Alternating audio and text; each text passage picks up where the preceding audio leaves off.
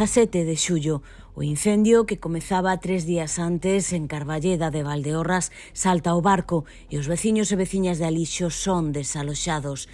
Esa será a última vez que moitos vexan as súas casas en pé.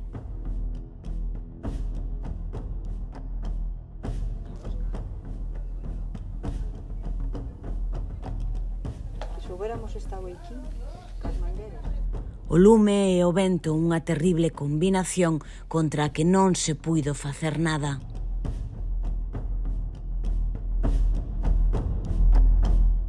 De repente o ceo se puso de unha cor que aquelo parecía o fin do mundo, con un vento huracanado máis que unha tormenta, e unha calor insoportable. E xa che digo, en media hora o incendio tiñámolo na porta das nosas casas.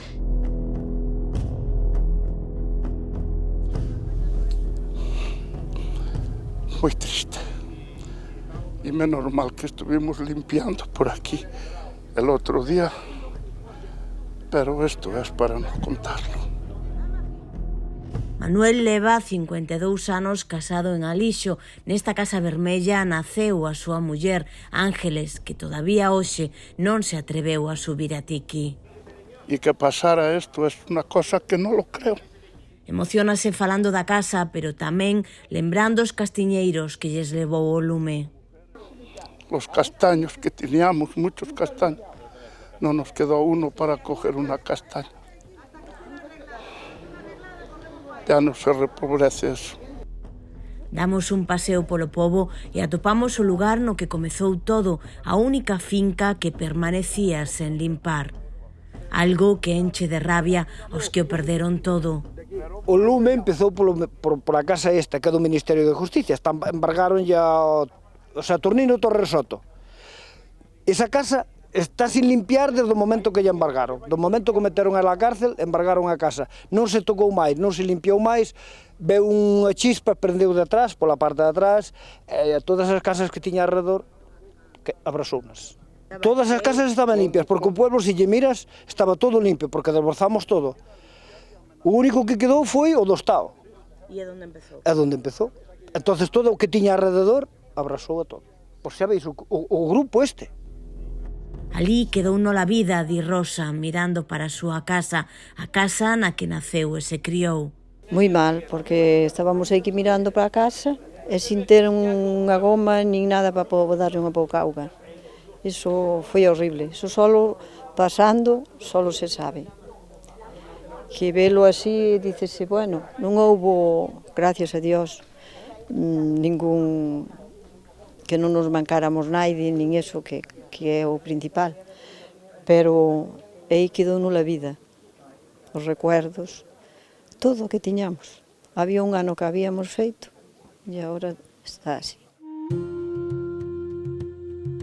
Nos seus ollos a tristura de quen viu con impotencia como as lapas acababan con todo. Estábamos aquí, pero mandaron-nos marchar e naide quedou a cargo do que había aquí. Nós estábamos aquí cando empezaron a arder, pero só estábamos nós, porque nos habían a mandar marchar a todos. E nos volvimos a subir, que non nos deixaban pasar, e ao final deixáronnos.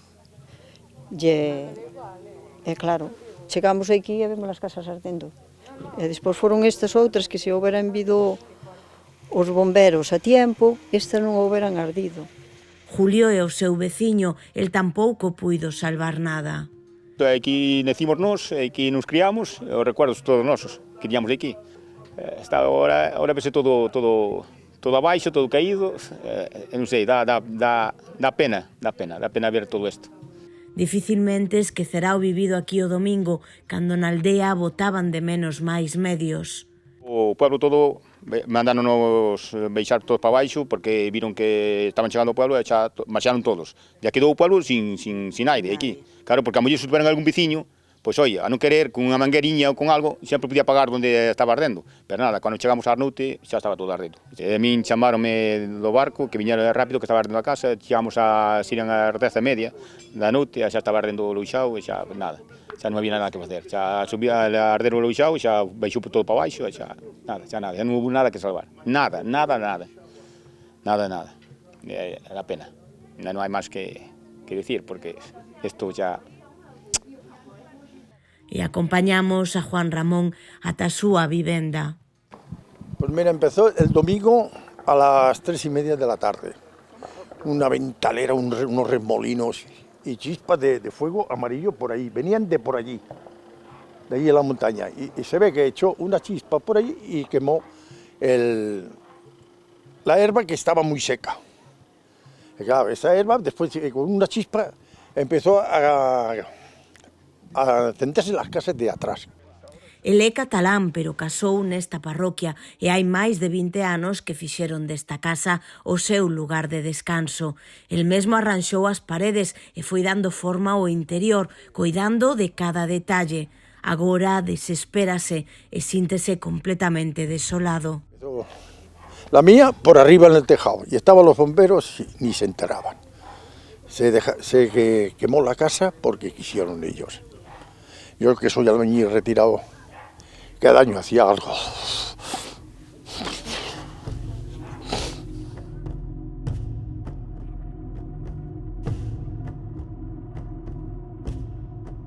O incendio veu de outro incendio que xa levaba activo pois dende o xoves anterior.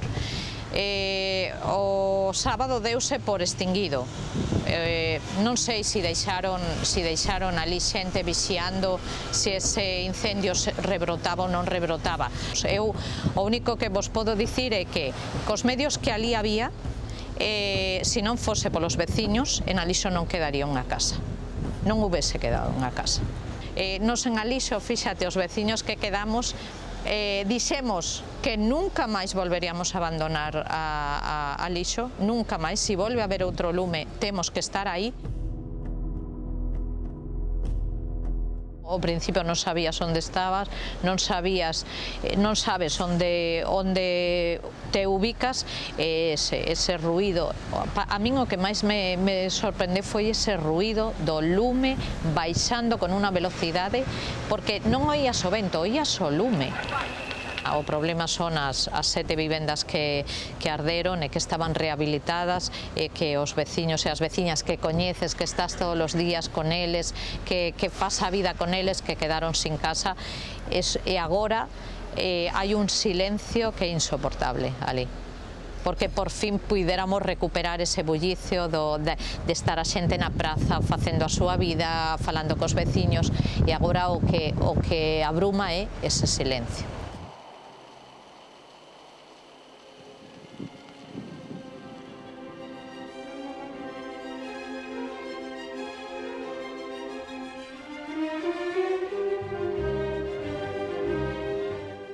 Os incendios representan a ameaza máis grave a que se enfronta a provincia, ligados indiscutiblemente á perda de poboación e abandono do monte.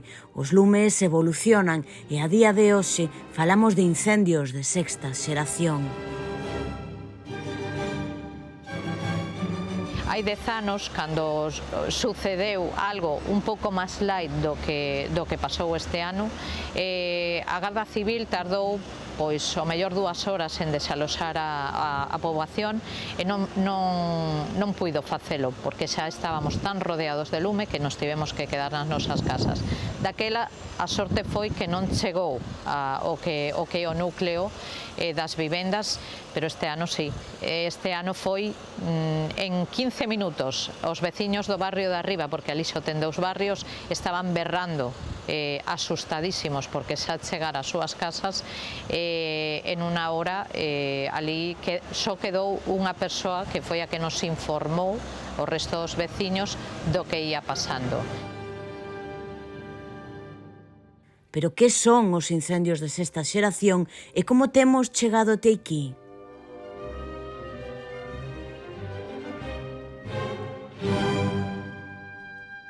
Gran parte é da comunidade de enxeñeiros forestais e tamén das persoas, dos traballadores que se dedican estes días a apagar os lumes coinciden no avance que tiveron os lumes nos últimos 70 anos, ocasionado principalmente polo cambio no uso no territorio. Fíxense na táboa que temos aquí, vemos como nos anos 50-60 estamos a falar desos incendios que chamamos primeira xeración. Por que se empezaban a producir? Porque a emigración traía moito abandono das zonas do rural e, polo tanto, esas terreos de labradío, de labranza, deixaban de traballarse e se deixaban de ser cortalumes naturais para convertirse en masa forestal. Producíanse, naquele entonces, pequenos incendios. Cando foron avanzando os anos, esa masa forestal que estaba nesas terras de labranza, pois foi aumentando. Estamos falando que tiñamos matorrais e temos os incendios aí de segunda xeración. Estamos falando entre os anos 70 e 80, incendios que podían ser en torno aos 5.000, 10.000 hectáreas, pero incendios bastante controlables. Cando foi pasando o tempo, esa masa forestal que tiñamos xa nesas terras de labranza,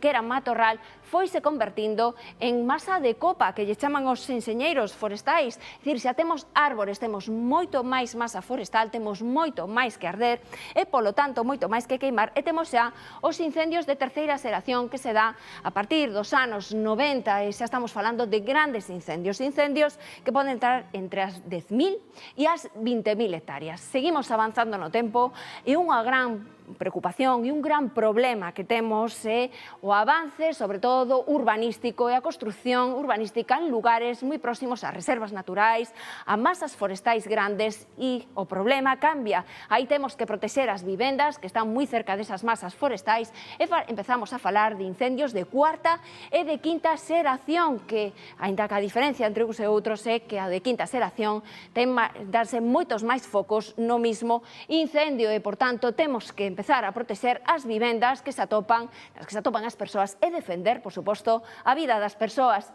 E chegamos xa aos últimos, os que temos hoxe, os incendios de sexta xeración. Temos masa forestal, temos casas moi cerca dos bosques e, ademais, agora temos o cambio climático. O cambio climático por si solo non provoca incendios, pero sí que fai que cando eles aparecen, pois as condicións para que se manteñan e para que se fagan máis grandes aumentan. E temos incluso a propia meteoroloxía dos incendios, como vemos, ca formación dos pirocumulonimbos, que nestes días de incendios podémolos observar. Vemos como se forma un pirocumulonimbo. Consiste en que temos unha gran masa, unha cantidade de aire moi quente, nun incendio moi grande, que comeza a ascender. Esta masa de aire leva vapor de auga e cando comeza a ascender a unha determinada altitude, condensa esa masa de aire e provoca a formación dunha típica nube de tormenta, dun cumulonimbo. Neste caso, como a formación é polo incendio, chamaselle pirocumulonimbo. Provoca ese ascenso de aire, esa creación desa nube, e, polo tanto, comezamos a formación dunha treboada. Polo tanto, cas seus descensos, cas súas grandes choivas, pero que sucede neste caso? Pois que temos un aire tan quente ocasionado polo incendio que o que temos é auga que cae, que se evapora e provoca unha corrente con isto descendente moi potente. Isto fai, en moitos casos, cambios repentinos, provoca cambios repentinos do vento, o que fai que moitas veces os incendios cambien repentinamente de dirección ou incluso se aviven moito máis. Ademais, estes pirocumulonimbos poden provocar tormentas, como decíamos, raios que poden caer noutras zonas e, de novo, volver a provocar outro incendio.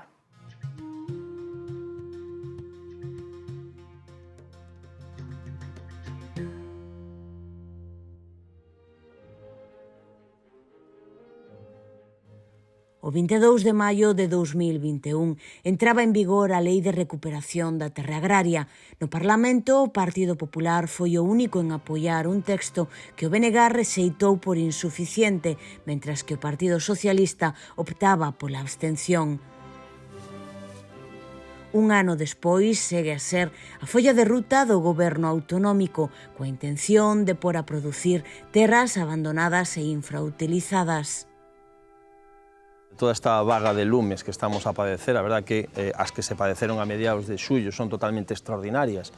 Primeiro por que se producen por unha tormenta seca en multitud de puntos e logo pola virulencia, especial virulencia polas condicións atmosféricas e climáticas que dan como resultado un dos lumes máis virulentos que levamos padecido na provincia de Ourense, pero os que estamos a padecer agora pois saben un pouco máis no que se estaba sucedendo, que son lumes intencionados contra os que se está a loitar. E toda esta situación, e sempre decimos que a provincia é das máis castigadas de toda España todos os anos, pois refrendan un pouco a aposta da Xunta de Galicia sobre o diagnosis e o modo de actuar sobre elas, que clarísimamente seguir en esa aposta polo aproveitamento das terras abandonadas, en base a esa lei de terras abandonadas que se aproba na Xunta de Galicia e que se está implementando con técnicas como son, por exemplo, as aldeas modelos, polígonos agroforestais, áreas cortalumes. En definitiva, temos no territorio galego, na provincia de Ourense, unha terra que produce produtos de primeirísima calidade,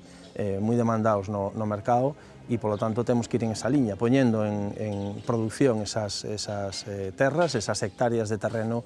Con eso vamos a reducir a biomasa acumulada que provoca eses lumes tan virulentos, e con eso tamén vamos conseguir un desenvolvemento económico, como digo, duns produtos que son demandados en todo o mundo. Pero certo é que nese sentido as cifras son alarmantes. En Galicia, menos do 4% da superficie do medio rural está destinada á produción de alimentos para a cidadanía. Ese dato pon de manifesto unha realidade que cada ano que pasa vai a peor. O rural esmorece, pero sen rural non hai vida.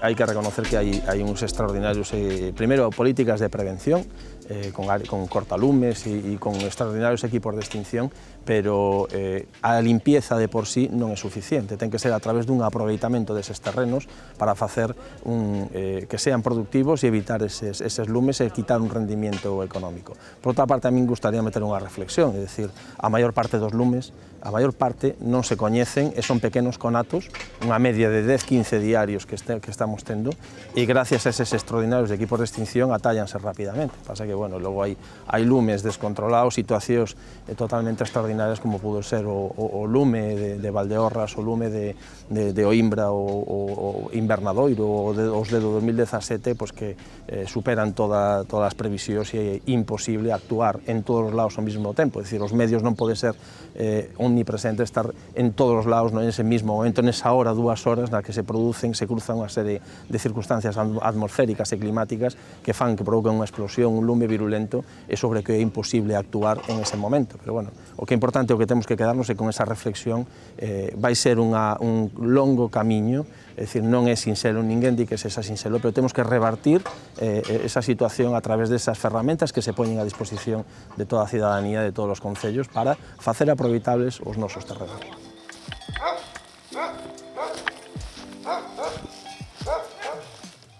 A recuperación do rural nada ten que ver con esa romántica idea dun monte totalmente desbrozado e cuberto de céspede.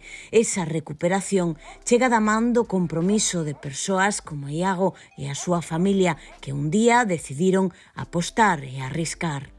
Bueno, nós levábamos xa moito tempo interesados polo tema de vivir no rural e de traballar no rural e no mundo agrario. E, bueno, despois de diversas experiencias en distintos sitios, pois, por circunstancias da vida, chegamos a Allariz. Entón, xa traíamos un pouco a idea de apostar polo gando, porque xa empezáramos noutra historia por aí, e, bueno, aquí chegamos a esta parroquia e nos ofreceu a oportunidade de aproveitar moito terreno que estaba aquí abandonado, que estaba improdutivo, de fai moitos anos, e foi por aí como chegamos aquí. Ese lugar é Meire, un pobo no concello de Allariz, no que cando Iago e a súa parella chegaron non había ningún proxecto productivo agrario e o que si tiñan era unha poboación moi embellecida. De repente, ese entorno empeza a coller vida e hai outra xente que xa non vai ligada a eses proxectos rurais puros, non, de explotacións agrogandeiras, e, sin embargo, sí que se veñen a vivir para aquí e te atopas con un lugar como Meire, onde o local social era o primeiro punto que se abandonara, e de repente te atopas con 14 nenos e nenas, non? E con un local social vivo, e con xente que ten demandas, pero demandas de que queren ter futuro neste entorno. A min, eso, pois, a verdade é que é algo que me resulta moi gratificante e que, ademais, se retroalimenta, porque, bueno, acabamos de estar con Iago e víamos que cada vez hai máis xente que quere vivir aquí. Esa é a aposta que creo que temos que facer todos e todas se queremos ter un rural cuidado, traballado, porque ten que ser vivo desde a base, vivo desde a xestión do seu entorno. Hai 6 anos montaban a súa explotación gandeira e hoxe teñen 70 cabezas, entre nais e becerros, ademais dun burro e unha egua que tamén forman parte da familia. Como un día normal, pois levantarme a mañá, les tempo moi cedo, todo o que podo, pegarlle un vistazo a que ande todo ben, que non teña ningún problema, que o pastor este funcionando para que non se me vayan, e preparar o terreno para mañán, que vayan a outro sitio, pasado a outro sitio, non? Porque eu fago rotacións moi cortas, digamos que preparo parcelas pequenas para que eles aproveiten ben o que hai, e que estén o mínimo tempo posible nun sitio, pero aproveitando o máximo posible de erva, non? Entón, o que me dedico fundamentalmente é a facer tramos para que eles vayan avanzando e permitindo que o pasto volva o antes posible, vale? Ese pasto é o que lle vai gañando terreo, o combustible para os incendios. Eu penso que elas fan un traballo moi bo, non fan todo o que hai que facer, porque dadevos conta que aquí ao mellor temos que revertir un proceso de abandono de igual 30 ou 40 anos, vale? Zonas que tú si ves fotos antiguas desta zona, que hai fotos do bo americano ese do 56, aquí non había árbores máis que nas lindes das parcelas, e se ven perfectamente, estaba traballado de aquí, casi hasta Xunqueira estaba todo traballado, e hacia Allariz, todas as terras que ves por aquí, casi todo o que ves as carballeiras estaba traballado. Claro, aquí en 20 anos os carballos inzan todo, entón ao final ese terreno pode dar cousas, pero non é moi productivo, digamos, en términos, por exemplo, de alimentación e tal, non? E cuidar todo ese entorno, pois claro, se non é pois con cousas como esta, con gando que aproveite esa vegetación e que faga retroceder a vegetación que é máis perigosa, tipo xestas, tipo todas esas cousas, é o combustible que despois fai que un incendio pare aquí ou avance hasta o alto do monte, non? Entón, bueno, que as vacas que contribúen moito a iso, non? Iago non nos debuxa un rural idílico, non esconde que tamén hai moitas renuncias en paralelo. Eu entendo que sí que hai que renunciar a cousas, hai cousas que nos vivindo aquí non temos, pero desde logo a nosa, polo menos no noso caso, é unha aposta consciente, nos decidimos isto, non? De feito, cando se falaba todo isto da pandemia e tal, decían, no, que sorte tedes, que tedes aí, non, nos non temos sorte, nos apostamos por isto. Entón, quixemos isto, apostamos por isto, arriscamos nisto que ninguén quere en principio, e que a realidade sigue dicindo que ninguén quere, pero bueno, é a nosa aposta, e penso que para nós eso sí ten un valor e é bon. A xente, non sei, se todo o mundo ve así, non? O seu concepto do proxecto fainos relativamente autosuficientes. O alimento das vacas é un 70-80% o que nace nestes terreos. Non empregan piensos que veñan de fora, o único que si traen é forraxe, pero porque non teñen superficie suficiente para manter o gando no inverno. O futuro a longo prazo semella complicado. Nese sentido ten maior viabilidade que outros modelos que vemos, tipo, por exemplo, na Limia, que, bueno, o desastre que está habendo, non vou entrar neso moito, pero o tema este que si a guerra, o desastre que había xa de antes, que ahora todo é culpa da guerra, non? Que suben os precios dos piensos, que sube tal, vale. A nós isto, en principio, esquivámoslo un pouco, non escapamos do que é o gasto do gasóleo, porque temos que funcionar con tractores. Pero intentamos tamén que eso xa o mínimo posible, vale? E que sexan os animais os que aproveiten o terreno, que nos teñamos que axudarlles no mínimo, non? Pero claro, pensando nun horizonte do tema como está o petróleo, disparando esos prezos e non sabemos hasta que punto será accesible ás persoas, non? Nese momento, as mellores explotacións teñen que ser ainda máis pequenas do que son hoxe, porque quen as manexa, se non é a mão de obra, non? Quen xunta erva para 70 animales sin maquinaria? Eso non sabemos moi ben que é o que vai pasar, non? E aí, bueno, hai unha certa incertidumbre, pero, bueno, creo que nós temos un modelo que é bastante resiliente, non? Nese sentido. Todo o terreo que manexan é cedido polos veciños, que ademais botan unha man sempre que fai falla.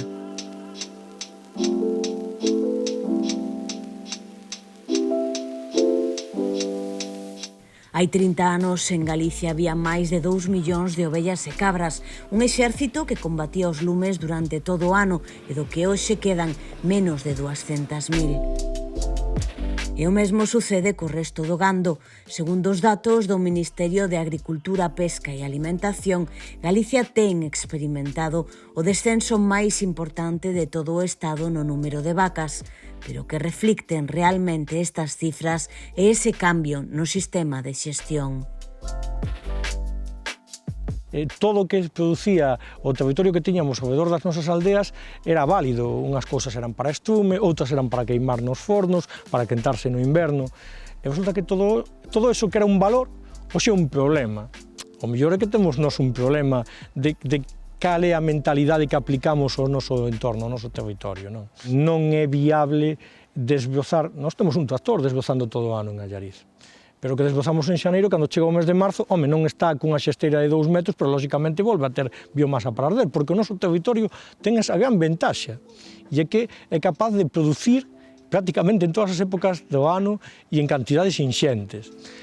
Eso que é un gran valor, cando chegan os lumes, resulta que é un problema, pero eso é un problema porque non está xestionado previamente. Entonces, o que, desde o meu humilde punto de vista, e sei que eso,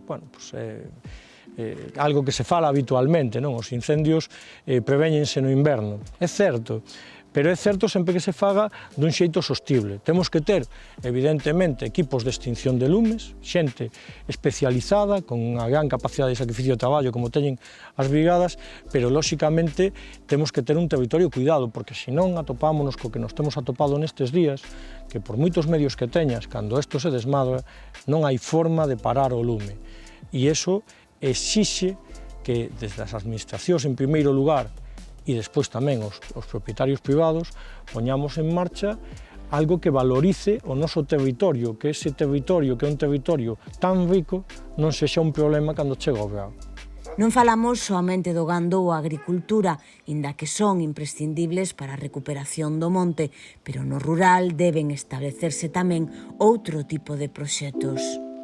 Evidentemente a ti non te apetece moito ir a vivir a un lugar onde todo está abandonado, onde as silveiras comen as vivendas, eso é moi complicado. Sin embargo, no momento en que existen, entre comillas, unhos xestores do territorio que che manteñen esas superficies limpas, que ves vida no teu entorno, que ves xatos pacendo, que ves cabalos, que ves ese entorno vivo, pois outra xente que non está ligada a esa actividade agrogandeira básica, e por que non? E por que non irse a vivir a ese espazo que, ademais, temos unhos entornos absolutamente privilexiados en todo o país e, por sorte, en Allariz en concreto. Ese regreso non resulta doado. A Administración ten a obriga de facilitar e acompañar nese proceso. Desde falar cos veciños para darlles a confianza de que deixen que as súas terras sexan traballadas por esa xente que quere vir a traballalas, aqueles casi heróis que queren vir a traballar as terras, hai moi pouquiña xente que queira, entonces aqueles que hai, eu creo que desde a Administración temos a obriga moral de colaborar con eles en todo o que sexa posible. E despois, temas como facer o primeiro desbroce con maquinaria do Concello, eso, por suposto, que se trata de facer. Despois sabedes que temos o mercado da reserva da biosfera tamén para colaborar un pouco na saída deses produtos que esta xente pon en marcha. Pero eu creo que nos falta moito para facer a nós como administración local e, dende logo, tamén faría un chamamento ás outras administracións. Hai que poñer o territorio a disposición daqueles que queren traballalo e para iso hai que tomar medidas administrativas e legais que permitan que a base territorial, se hai alguén que queira traballar, non este abandonada. Conservando a propiedade, pero temos que identificar os propietarios, non pode ser que non saibamos quen é o responsable das parcelas e en moitos casos xa das propias vivendas que están nos núcleos rurais, porque é de 50, porque marcharon daqui.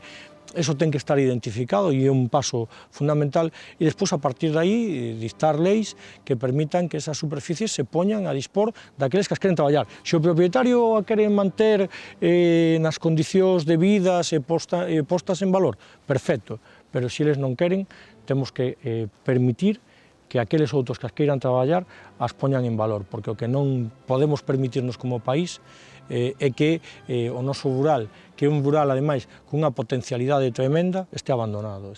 É precisamente ese acompañamento o que demostra o grado de implicación por parte das administracións para a Asociación Andrea, hoxe instalada en San Salvador dos Penedos, foi fundamental. Nosotros estábamos en otro concello en el que realmente no había un apoyo ni un interés ni por las labores sociales ni por las actividades medioambientales, realmente no había un interés. Llevábamos un tiempo buscando una nueva sede y bueno, pues se pusieron en contacto con nosotros desde el Concello de Allariz para ofrecernos un lugar que tenía muchas posibilidades. Es la aldea de San Salvador, era el único núcleo de población que entonces tenía deshabitado, y querían un proyecto para que ese núcleo no muriera finalmente. Entonces, bueno, la verdad lo visitamos y bueno, la aldea de San Salvador está en zona núcleo de la Reserva de la Biosfera y tiene muchísimas posibilidades. Hubo una colaboración para pues la creación de las instalaciones, por supuesto, pero es una zona con muchas posibilidades, tanto medioambientales, sociales, de ocio. Entonces, todos estos recursos nos permiten a la asociación poder mantenernos, que la asociación continúe ahí. Y bueno, de alguna forma todo el entorno también se está beneficiando, porque todas las personas que visitan la asociación, tanto por el ámbito terapéutico, por los programas de terapia asistida con burros que realizamos, como por las actividades de ocio, vienen a la asociación y también quedan en el entorno, ¿no? Quedan en Allariz y bueno, y también conocen lo que hablábamos, un poco la labor de prevención que se está haciendo nosotros le llamamos la unidad de prevención de incendios de 4 patas, ¿no? Toda esa labor que se está haciendo medioambiental, que como decía antes, parecen gotas pequeñas, pero pequeñas gotas podrían realmente hacer mucho, mantener el rural muchísimo más cuidado. A recuperación do rural debe facerse de xeito sostible. Non se trata de volver a encher povos e aldeas sen planificación algunha. Nas cidades tamén se axuda a manter vivas as terras. Justo además en este momento con los incendios que hay, nos echamos las manos a la cabeza, ¿no?, por lo que está sucediendo, pero bueno, a veces hay una labor de prevención antes que tenemos que apoyar y muchas veces con nuestro consumo, aunque parezca una gotita de agua muy pequeña, ¿no?, para los incendios tan grandes que hay, una gotita de agua como apoyar con tu consumo un producto local, que es un producto que está apoyando una labor social y medioambiental, hace mucho. Si todos lo hiciéramos, pues el rural seguramente estaría mucho más cuidado.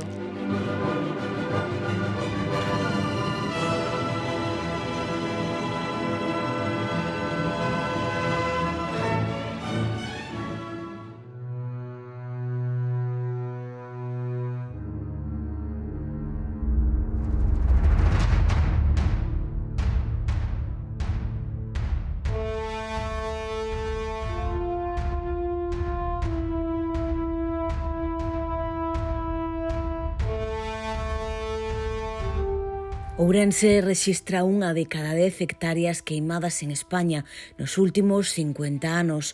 A superficie arrasada na provincia representa máis da metade da queimada polo lume en toda Galicia.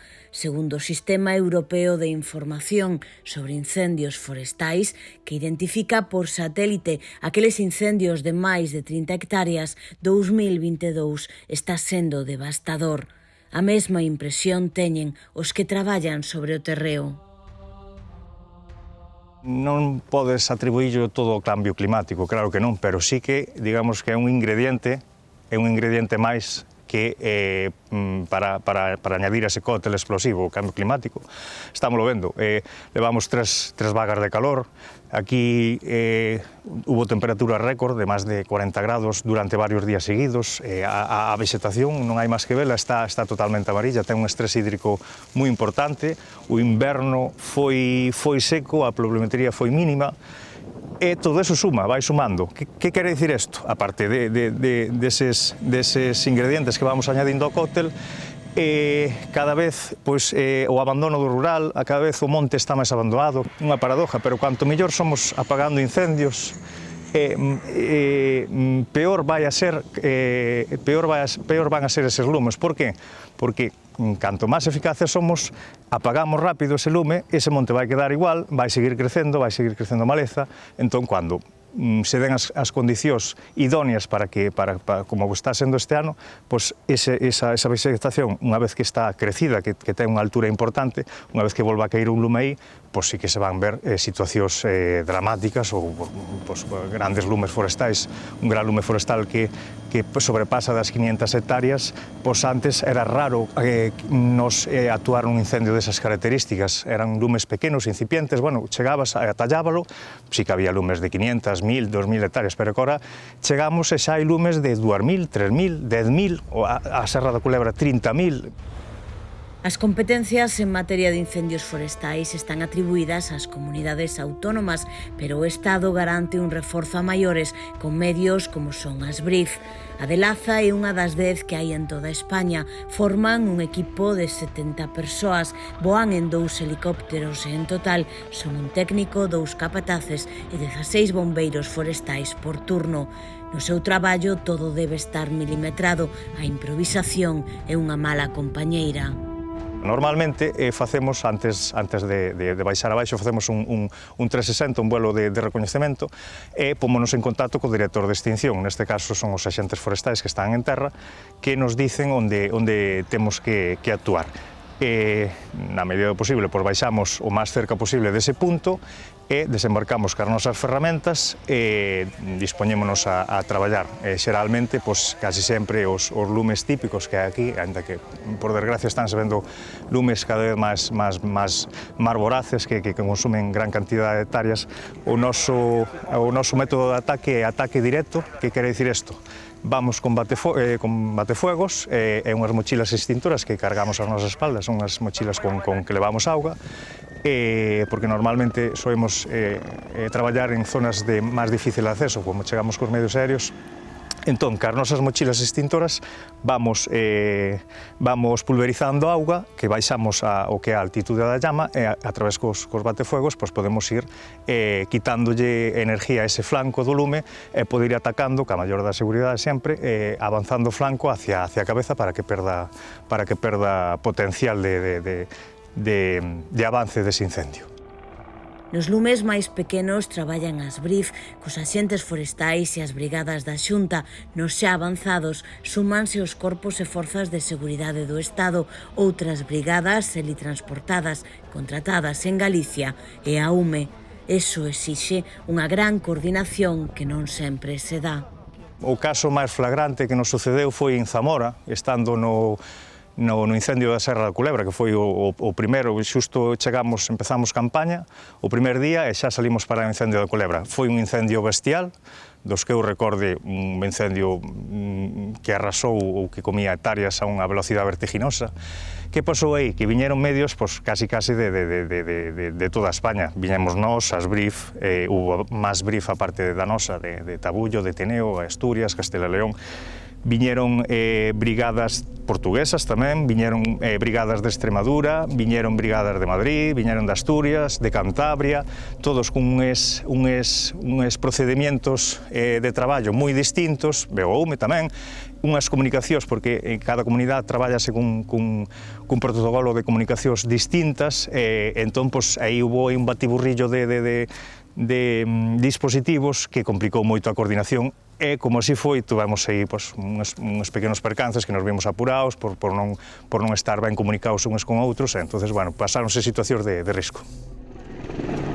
A diferencia das brigadas da Xunta, as BRIF traballan durante todo o ano.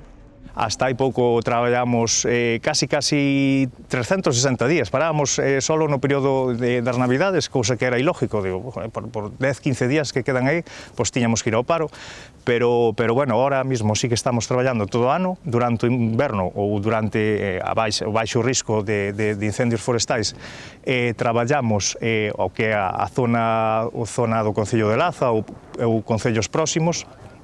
Pois o que estamos facendo é facer labores silvícolas, labores de prevención de incendios, como son a limpieza de pistas forestais, cortalumes, limpezas de puntos de auga, de herbroces, podas, clareos, e despois tamén actuamos conxuntamente cun equipo que se chama EPRIF, que tamén vamos casados, BRIF e EPRIF, son un equipo de queimas que tamén actúa por toda a provincia de Ourense, que o que está realizando queimas controladas para a ganadería, pastoreo, para tamén prevención de incendios, e tamén apoyamos a esta xente, a este equipo. Reciben preparación física, formación continua, práctica e teórica, pero a xestión da carga emocional é unha asignatura pendiente. Vivímolo estes días, é triste, non? Cando sales da base ves xa que está ben sitiado por lumes e dices, pero como pode ser isto? É xusto ao lado das casas, nos entrábamos en casas, tiñamos que andar saltando valados, cancelas, porque claro, ao mellor non había nada na casa, pero que vías o lume xusto porta a porta, e era, claro, vense momentos de tensión, moita xente a xena extinción por ali, berrando, axuda, tal, son momentos duros, claro que son, o corpo, nós non é que esteamos moi acostumbrados como poden ser os bomberos urbanos, non? Que están máis habituados a eso, nos estamos acostumbrados a que te leven a tal sitio, a serra de X, e, bueno, ali estamos traballando ca nosa cautela, ca nosa calma, sin estar recibindo esa tensión. Hai que ter a mente moi fría, intentar desconectar unha vez que chegas a casa, descansar sobre todo, estar ben descansado. Sí que nos gustaría a veces, que se teña en conta ese factor, non? Ese factor psicolóxico, porque moitas veces vemos cousas que, claro, son desagradables.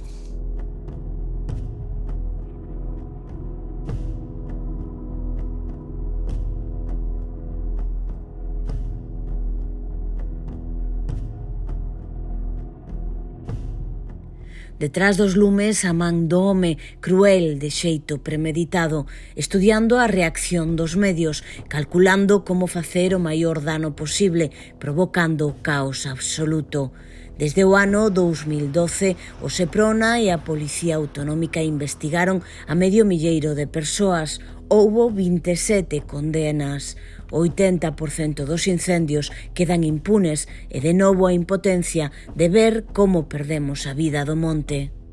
Teñen un poder enriquecedor para nós. Vivimos en Galicia, que é un mundo maravilloso, temos unhas paisaxes alucinantes, e cada vez que hai un lume forestal, pérdese parte desa riqueza, porque non só son pinos ou non son eucaliptos, hai biodiversidade, hai fauna, hai moita flora singular. O parque do Invernadoiro, que tamén estivemos moitos días traballando, quedou casi arrasado, e eso era unha pena tristísima. Vías animales que non puideron salir do frente de chama, e quedaban por o camiño moitísimos animales, moitísima flora que só hai aí, como pasou tamén no parque da Enciña da Lastra, e é unha verdadeira pena. Na extinción de incendios en Galicia chegaron a participar 14 organismos diferentes, e o certo que máis medios non implica maior eficacia. A demanda de sindicatos como a CIGA pasa por un corpo único e un mando único. Na actualidade, as brigadas do Servizo de Prevención e Defensa contra os Incendios Forestais están integradas por persoal laboral, e a duración dos contratos varía entre 12, 9 e 6 meses. A profesionalización parece a todas luces o reto máis importante. A tipoloxía de lume na que estamos son lumes bomba, non? Entón precisan dun adestramento que nunca houbo, vale? Que se está intentando implementar moitísimo máis despacio do que nós consideramos. Entón estas cuestións nos parecen vas, non? Ás veces asociamos máis persoal no monte con máis eficacia, pero estamos nun tempo que iso podería ser, pero non ten por que ser así. Vale, se non profesionalizamos o sector, se entra xente que só ten contacto, todo o mundo ten dereito a querer traballar, non? Pero se entra xente que só ten contacto co lume 3 meses ao ano, e estamos en lumes que teñen un potencial calorífico e enerxético e unha velocidade de propagamento brutais, descoñecidas ata o ano 2015, ás veces máis xente no lume, ou creamos espazos de seguridade para poder traballar, e para iso hai que adiantarse, hai que ir por lo menos un pouquiño adiante dos lumes, non? Moita formación e profesionalización. Entre as exixencias pendientes tamén aparece a cobertura inmediata dos servizos. Con respecto aos medios, a principal demanda que temos é que non son reais as cifras. Danse unhas cifras que están no Excel, que están no Pladiga, pero que sobre o terreo non son reais. Por que non son reais? Pois principalmente porque non hai unha cobertura inmediata dos postos, nin está habilitado unha cobertura, aquí ás veces entramos en guerras de burocracia interna que só entende a xente de dentro. E din, as vacantes están cubertas, pero vacante é unha nomenclatura que a Xunta usa para un posto que non ten ocupante, non que este ocupado ou non. Bueno, entón, está todo cuberto? Non. Non, porque se alguén está de vacacións e ti non cubres, se alguén está de baixa e ti non cubres, se alguén ten calquera circunstancia reglada e legislada e ti non a cubres, pois estás facendo trampa. A formación é imprescindible ante este cambio de escenario cun novo mapa rural. A formación é básica para crear escenarios de certeza e de seguridade para poder traballar, pero tamén para que haxa un raciocinio. Temos un servizo que maiormente estaba acostumado, se forzou nos anos 90, en lumes que iban dos povos cara ao monte.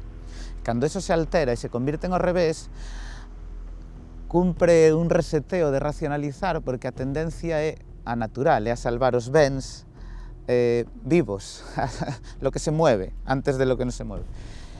Entón, claro, mentres non haxa un raciocinio e poder salvar cos mínimos medios posibles estas cuestións para poder actuar no mundo, non?